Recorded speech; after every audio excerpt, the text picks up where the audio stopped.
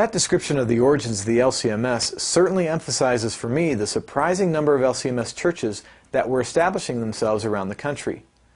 I assume there were others as well. Can you tell me about other Lutherans in the 19th century? How did the Missouri Synod relate to these other synods? Sure, Paul. Actually, that's a really good question, and as a matter of fact, there were lots of other Lutheran synods and church bodies in the 19th century. Some existed even well before the Missouri Synod came into existence, and much of the Missouri Synod's distinctive history in the 19th century is connected with the way that they relate to these other Lutheran church bodies. The very first synod in America, Lutheran synod in America, was the Pennsylvania Ministerium, which was established in 1748 by Henry Melchior Muhlenberg. And so this is nearly 100 years, nearly a full century before the Missouri Synod came into existence, already in colonial times. Other organizations were created, usually centering on a particular state or region and a particular ethnic group. The New York Ministerium came into existence in 1786, the North Carolina Synod in 1803, the Joint Synod of Ohio in 1818, the Maryland and Virginia Synod in 1820, and so forth. There were many, many others. So there were already a number of Lutheran synods in the United States before the Missouri Synod came into existence.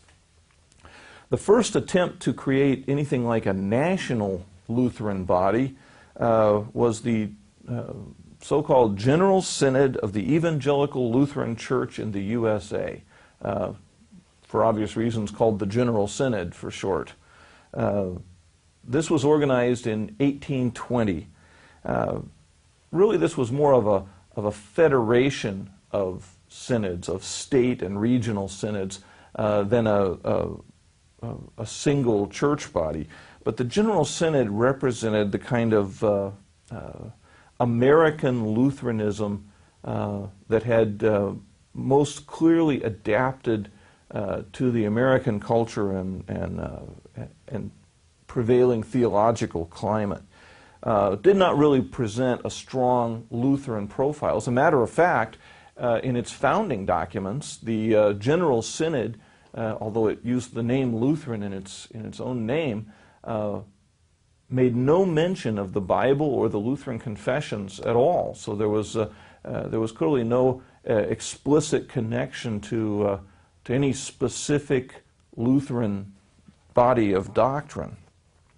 The member synods of this General Synod simply were accepted if they called themselves Lutheran and identified themselves as such, and no other yardstick of doctrine was applied.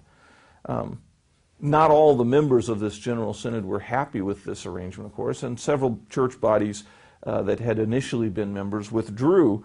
But by the year 1860, so roughly the middle of the 19th century, this General Synod had grown and included 26 member synods under this umbrella group that we call the General Synod. So this was a major fact of life on the American church scene in the 19th century, and this was the environment in which the Missouri Synod came into existence.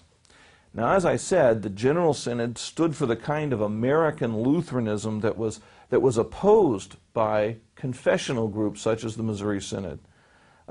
In fact, the early leaders of the Missouri Synod pointed out numerous times that the General Synod couldn't properly be regarded as Lutheran at all because it hadn't stated in clear and unambiguous terms that it was committed to a Lutheran understanding of the gospel and of Christian doctrine. It was hard to see how anybody without any specific doctrinal confessional stance could be viewed as Lutheran in any real sense of the word. So the Missouri Synod, as it was formed, knew about the General Synod, but they never had any formal relationships with that body. but rather tended to be critical of its lax confessional position. I've had occasion before to refer to Samuel Simon Schmucker and his definite platform, which he released in 1855. And I mentioned there, I think that that revision of the Augsburg Confession produced a reaction that I think was the opposite of what Schmucker intended. Namely, it galvanized a reaction against his revisionist tendencies and really stimulated a greater interest among Lutherans in America for the study of the doctrine of the Augsburg Confession itself. It was into that atmosphere of a reaction against the definite platform of Schmucker that C.F.W. Walther and others in the Missouri Synod issued an open invitation to what they referred to as free conferences. This was an invitation to anyone in America who committed themselves to the unaltered Augsburg Confession to come together and discuss the doctrine of that confession, of that document, the Augsburg Confession. And without any preconditions, without officially representing any church body or group, simply as individuals who were interested in and committed to genuine doctrinal unity in the church, who wanted to study together and get better acquainted, really, with each other on the basis of the unaltered Augsburg Confession. Perhaps I'll just read you an excerpt from this invitation, this call that went out in 1856, inviting Lutherans of the Augsburg Confession to come together. And remember, this is a definite reaction against the revisionist ideas of Schmucker. The undersigned, ministers of the Evangelical Lutheran Church in the United States, convinced that the unity and welfare of our Lutheran Zion will be greatly promoted by the free interchange of views upon the various interests of our church in this country, between brethren agreed in the faith, hereby extend an invitation to all members of the Evangelical Lutheran Church in the United States who acknowledge the unaltered Augsburg Confession as a faithful presentation of the doctrine of the Word of God, to meet them in a free and brotherly conference upon the present aspect and wants of the Church in America. And they set the date as the 1st of October, 1856. So there were really no preconditions except that those who attended these conferences should be committed to the doctrine of the unaltered Augsburg Confession. Now, the unaltered Augsburg Confession of 1530, of course, was often referred to in distinction from a later revision of that document that Philip Melanchthon himself had written, the so-called Variata, in which Melanchthon tweaked the Augsburg Confession in various ways that proved unacceptable to other Lutherans. Melanchthon did that in 1540 already, but I think the sense of Walther's invitation and his reference to the unaltered Augsburg Confession is not so much a reaction against Melanchthon's 1540 Variata, but is very definitely a defense against and a reaction against Schmucker's proposal of 1855. So these free conferences were initiated at the invitation of the Missouri Synod, but they weren't official gatherings in any sense, because no one was there as a representative or delegate of their own church body or synod. 4 of these conferences were held in successive years, so from 1856 to 1859, and they started in a fairly simple way. They started with Article 1 of the Augsburg Confession and discussed the doctrine of that confession article by article. Very, very important. Now, who attended these? Well, actually, Lutheran pastors and lay people from a number of synods, some of which had not previously had any direct connection with the Missouri Synod. or with each other. Some members of the General Synod who were disturbed by what they saw going on. And these free conferences became a safe place where Lutherans could build their doctrinal consensus and get to know one another and discuss in an open way what this doctrine meant and how it should be applied in their context in America. The free conferences didn't bear any immediate fruit, at least in the sense of any mergers or structural changes. But their influence was nevertheless very, very far-reaching. They weren't continued throughout the century. The free conferences, as I said, ended in 1859. After that, Walther was prevented from attending because of illness, and the Civil War began, which was a distraction for Lutheran churches. But immediately after the Civil War, many of those Lutherans who had gathered for the free conferences came together again and formed a new joint body, a new umbrella group as an alternative to the General Synod. And this new group was called the General Council under the leadership of Charles Porterfield Krauth. The Missouri Synod was invited to take part in the organization of the General Council, but they declined. They felt that the time was not yet right for such a merger or a direct joining together with other synods. The Missouri Synod wanted further doctrinal discussions to be sure that they really were in unity in doctrine before they undertook this kind of formal and institutional allegiance. The Missouri Synod favored reviving the free conferences as a way to build this kind of doctrinal consensus and agreement.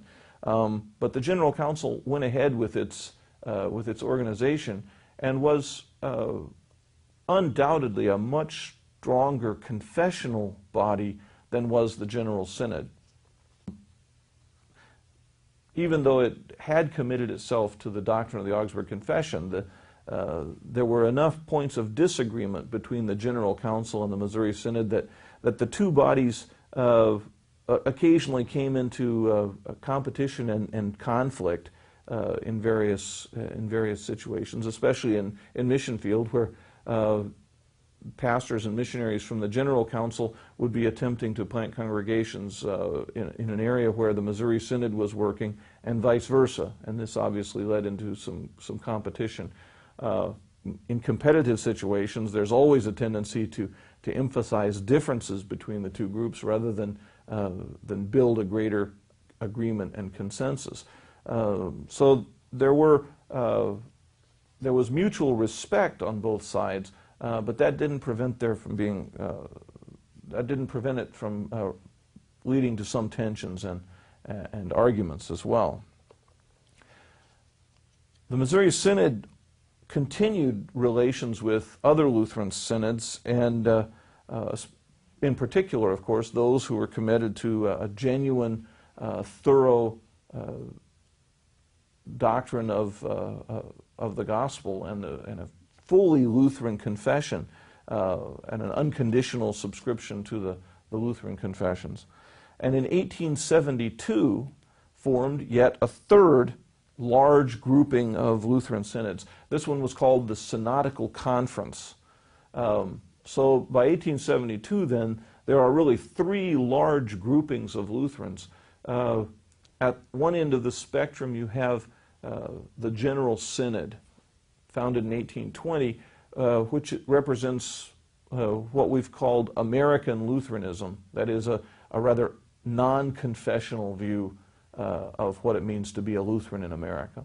At the other end of this, you have the Synodical Conference, led by the Missouri Synod, but also joined by numerous others, the Wisconsin Synod, Illinois Synod, Minnesota Synod, and the Norwegian Synod, and so forth. These synods committed themselves to an unqualified and unconditional subscription to the Lutheran confessions. And somewhere in the middle, although tending toward the confessional side, was the General Council with its membership. That sort of gives you an overview of the Lutheran landscape in the 19th century as the century drew to a close. And the Missouri Synod's relationships focused on those synods that were closest to it, those that were members of the Synodical Conference. But they did continue to have relationships with and discussions with a number of the synods that were members of the General Council. Don't be too worried if you find all of this talk about this synod or that synod and mergers and new bodies in the 19th century to be rather confusing. The fact is you can't keep track of the players without a scorecard sometimes, and this can be a very bewildering history. I myself use a book which is a historical guide to Lutheran church bodies in North America, and this just is a listing of all the church bodies and how they originated and when they merged with whom and how they split from whom. So this picture of the merger of mergers and splits in Lutheran church bodies is a sometimes bewildering picture. But overall, I think I can say that the Missouri Synod related most closely to those church bodies that unconditionally subscribed to the Lutheran confessions, especially those that were members of the Synodical Conference, and to a lesser extent also with those bodies that were part of the General Council.